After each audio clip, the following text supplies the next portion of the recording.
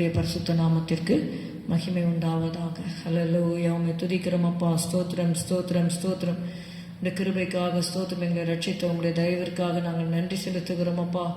ஹல்லேலூயா. ரட்சிப்பு கர்த்தருடையது ஆண்டவரே. ஸ்தோத்திரம். இரத்தத்தால் எங்களை கழுவும், எங்களை பரிசுத்தப்படுத்தும். நிலையில்லா இம்மண்ணில் எனக்காய் விலையில்லா ரத்தம் சிந்தினார்.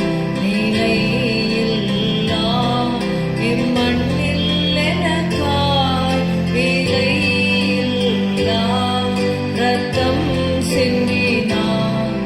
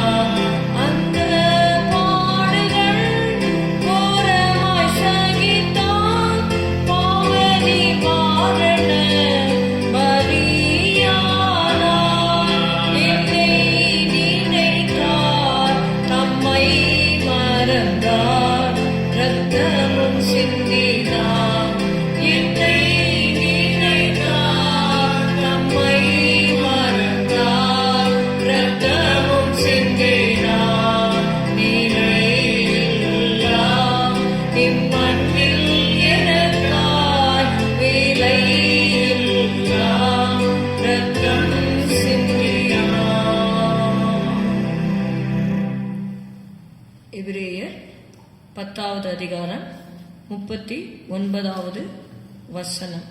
Let's turn our Bibles to Hebrews chapter 10 and verse 39.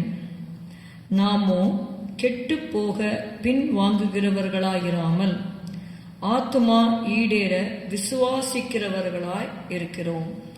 But we are not of them who draw back unto perdition, but of them that believe to the saving of the soul. ஆமென். நாம் கெட்டு போக பின் வாங்குகிறவர்களாக இராமல் ஆத்துமா ஈடேற விசுவாசிக்கிறவர்களாய் இருக்கிறோம். 1 பேதுரு 1:9 வாசிக்கலாம். Let's read 1 Peter chapter 1 and verse 9. உங்கள் விசுவாசத்தின் பலனாகிய ஆத்தும ரட்சிப்பை அடைகிறீர்கள். 1 Peter chapter 1 and verse 9. Receiving the end of your faith, even the salvation of your souls. Receiving the end of your faith, the salvation of your souls. உங்கள் விசுவாசத்தின் பலனாகிய ஆத்தும ரட்சிப்பை அடைகிறீர்கள். விசுவாசத்தினாலே அநேக காரியங்கள் எழுதப்பட்டிருக்கிறது. விசுவாசத்தினாலே அவர்கள் ராஜ்யங்களை ஜெயித்தார்கள். என்ன நடந்தது என்பதை பார்க்கலாம். விசுவாசத்தினால் 11:33 எபிரேயர் 11:33 விசுவாசத்தினாலே என்னென்ன காரியங்கள் அவர்கள் சாதித்தார்கள் என்று பார்க்கலாம். விசுவாசத்தினாலே அவர்கள் ராஜ்யங்களை ஜெயித்தார்கள், நீதியை நடப்பித்தார்கள், வாக்குத்தத்தங்களை பெற்றார்கள், சிங்கங்களின் வாய்களை அடைத்தார்கள், அக்கினியின் உக்கிரத்தை அவித்தார்கள், பட்டய கருக்குக்கு தப்பினார்கள், பலவீனத்தில் பலன் கொண்டார்கள், யுத்தத்தில் வல்லவர்களானார்கள், அந்நியருடைய சேனைகளை முறியடித்தார்கள் என்றெல்லாம் பார்க்கிறோம். வேறு சில நிந்தைகளையும் அடிகளையும் கட்டுகளையும் காவலையும் அனுபவித்தார்கள் என்று பார்க்கிறோம். There are both positive and negative things. But what is the real reward of our faith? உண்மையான பலன் என்ன? விசுவாசம் எதற்காக கொடுக்கப்பட்டு இருக்கிறது? நாம் ஆத்தும ரட்சிப்பை அடையும்படியாகவே விசுவாசம் நமக்கு கொடுக்கப்பட்டிருக்கிறது. விசுவாசம் என்பது என்ன? விசுவாசமானது நம்பப்படுகிறவைகளின் உறுதியும் காணப்படாதவைகளின் நிச்சயமுமாய் இருக்கிறது. கர்த்தருடைய ராஜ்யத்திலே தேவனோடு என்றென்றைக்கும் நாம் இருப்போம் என்று சொல்லி 1 தெசலோனிக்கேயர்ல எழுதப்பட்டிருக்கிறது. இந்த வார்த்தைகளினாலே நீங்கள் ஒருவரை ஒருவர் தேற்றுங்கள். நீங்க பார்த்தீங்கன்னா 1 தெசலோனிக்கேயர் 4:17, பின்பு உயிரோடு இருக்கும் நாமும் கர்த்தருக்கு எதிர்கொண்டு போக மேகங்கள் மேல் அவர்களோட கூட ஆகாயத்தில் எடுத்துக்கொள்ளப்பட்டு இவ்விதமாய் எப்பொழுதும் கர்த்தருடனே கூட இருப்போம். ஆகையால் இந்த வார்த்தைகளினாலே நீங்கள் ஒருவரை ஒருவர் தேற்றுங்கள். நாம் அந்த விசுவாசத்தினாலே என்ன பெற்றுக்கொள்கிறோம்? What is the end of our faith? That is the salvation of our souls. நம்முடைய ஆத்தும ரட்சிப்பை நாம் பெற்றுக்கொள்கிறோம்.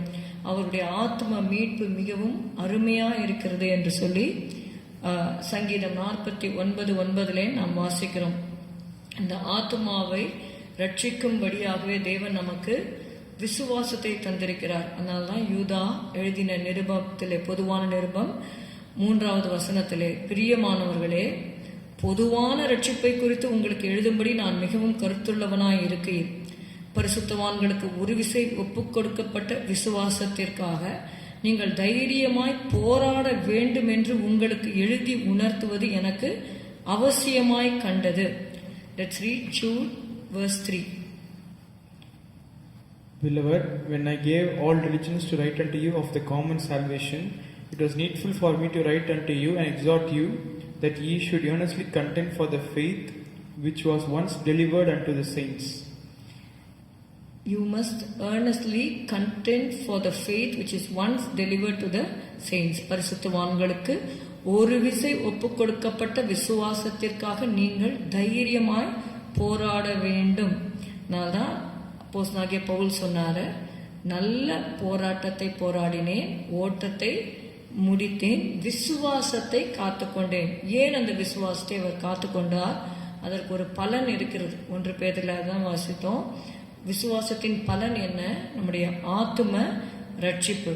இந்த ஆத்தும ரட்சிப்பு விலையேற பெற்றதா இருக்கிறது. அதனால்தான் இயேசு சொன்னார், ஒருவன் உலகம் முழுவதையும் ஆதாயப்படுத்தி கொண்டாலும் தன் ஜீவனை நஷ்டப்படுத்தினால் அவனுக்கு லாபம் என்ன?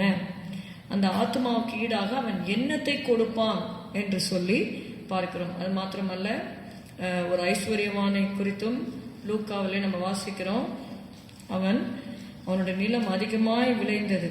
அவன் சொல்றான், நான் ஒன்று செய்வேன், என் களஞ்சியங்களை இடித்து பெரிதாக கட்டி எனக்கு விளைந்த தானியத்தையும் என் பொருள்களையும் அங்கே சேர்த்து வைத்த பின்பு, ஆத்மாவே, உனக்காக அநேக வருஷங்களுக்கு அநேகம் பொருள்கள் சேர்த்து வைக்கப்பட்டிருக்கிறது, நீ இளைப்பாரி புசித்து குடித்து பூரிப்பாயிரு என்று என் ஆத்மாவோட சொல்லுவேன் என்று தனக்குள்ளே சிந்தித்து சொல்லிக்கொண்டான். தேவனோ அவனை நோக்கி, மதிகேடனே, உன் ஆத்மா உன்னிடத்திலிருந்து இந்த ராத்திரியிலே எடுத்துக்கொள்ளப்படும், அப்பொழுது நீ சேகரித்தவைகள் யாருடையதாகும் என்றார். தேவனிடத்தில் ஐஸ்வர்யவானாயிராமல் தனக்காகவே பொக்கிஷங்களை சேர்த்து வைக்கிறவன் இப்படியே இருக்கிறான் என்றார்.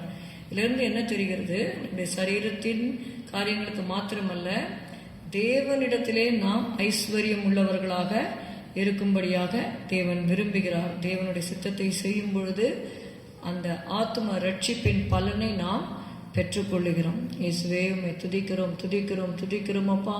ஆண்டவரே, ஸ்தோத்திரம் ஸ்தோத்திரம். ஆண்டவரே, நீர் எங்களுக்கு கொடுத்த விசுவாசத்தை நாங்கள் காத்துக்கொள்ள, அந்த விசுவாசத்திற்காக நாங்கள் தைரியமாய் போராட, ஆண்டவரே, அந்த பலனாகிய ஆத்தும ரட்சிப்பை நாங்கள் அடைந்து கொள்ள எங்களுக்கு நீர் கிருபை தரும்படியாய் செபிக்கிறோம். சபையாருக்கும் அந்த கிருபை தருவீராக. இயேசுவின் நாமத்தில் பிதாவே, ஆமேன். என் ஆத்துமாவே கர்த்தரை ஸ்தோத்திரி, என் முழு உள்ளமே அவருடைய பரிசுத்த நாமத்தை ஸ்தோத்திரி. என் ஆத்துமாவே கர்த்தரை ஸ்தோத்திரி, கர்த்தர் செய்த சகல உபகாரங்களையும் மறவாதே. Good morning, have a good day, God bless you.